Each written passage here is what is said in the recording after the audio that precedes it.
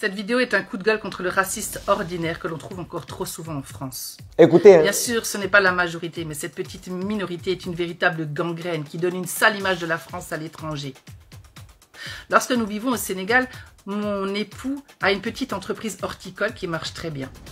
Mais parfois, nous venons en France pour que je puisse voir ma famille, mes parents. Et dans ces cas-là, il travaille dans des boîtes d'intérim. Il offre sa force de travail et son savoir-faire. Et ils en sont ravis. Mais la dernière fois que nous avons fait le voyage, il a été victime de ce racisme ordinaire que beaucoup n'arrivent pas à dénoncer, de peur de perdre leur emploi. Écoutez, hein. Le gars chez lequel il avait été envoyé lui avait préparé un sandwich au porc. Et mon mari a refusé poliment de le manger. Le gars lui a dit « Ah bon, tu fais partie de ces gens qui ne mangent qu'halal ?» Mon mari lui a répondu que oui. Le gars lui a dit « Tu es en France ici, il faut t'intégrer. » Il lui a dit qu'il se trouvait bien intégré, qu'il se sentait à l'aise. Le gars lui a dit « Ah bon, tu penses que tu es chez toi ici, tu n'es pas chez toi, tu es chez moi. C'est la France ici. Il y en a marre de tous ces donneurs kebab qui viennent remplacer nos grands restaurants et de ces immigrés qui viennent profiter des allocs. » Bien sûr, mon mari a quitté son emploi sur le champ, mais beaucoup n'auraient pas eu la possibilité de le faire. Ou le courage. Ce sont pour ces gens-là que je dénonce. J'inviterai toutes les personnes qui pensent comme ce monsieur à aller faire un tour dans les bus, les trams et les métros vers 5h30 du matin et de voir qui sont ceux qui portent des chaussures de sécurité à leurs pieds pour construire la France de demain. J'inviterai aussi ces mêmes personnes à ne surtout plus aller dans les grands restaurants dont ils parlent parce que tous les légumes qu'ils mettront dans leur bouche, ce sont des immigrés qui les ont épluchés.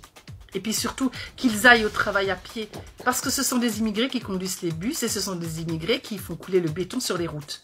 Et puis même leurs maisons, ce sont des immigrés qui ont fait couler le béton pour les construire.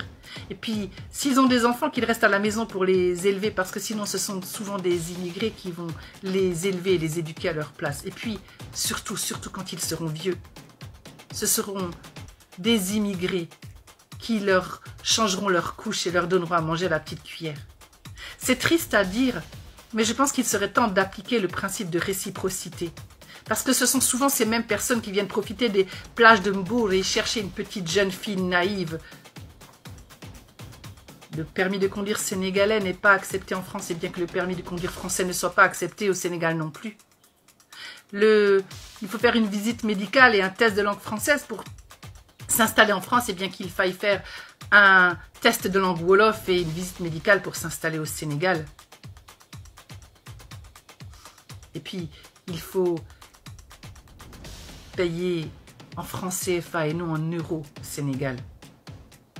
Nanoula Warademe. Il a dit, pardonnez mes frères sénégalais, je n'ai pas compris ce qu'elle a dit à la fin. Donc, merci de venir m'expliquer ce qu'elle a dit. Voilà. Donc, effectivement, vous avez bien entendu ce qu'elle a dit. C'est toujours les étrangers qui vont nettoyer la saleté des autres dehors. Pourtant, dans notre propre pays, là, on ne veut pas travailler. Hein. On pense que si on va chez les autres, on sera plus à l'aise, plus heureux.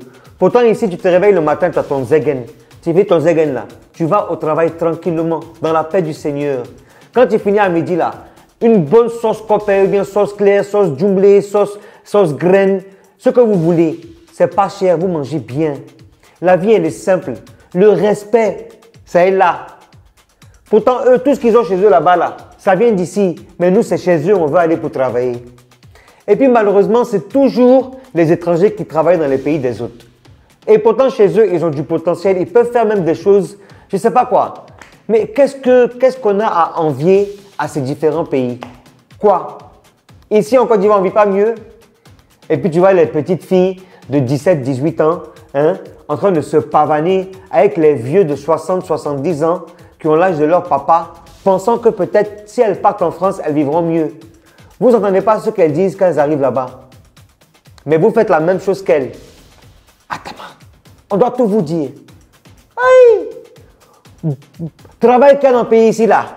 Vous ne voyez pas, hein, vous pensez là-bas, vous allez vivre mieux. J'ai dit, vous allez luler. Attendez, hein, on va tout vous dire.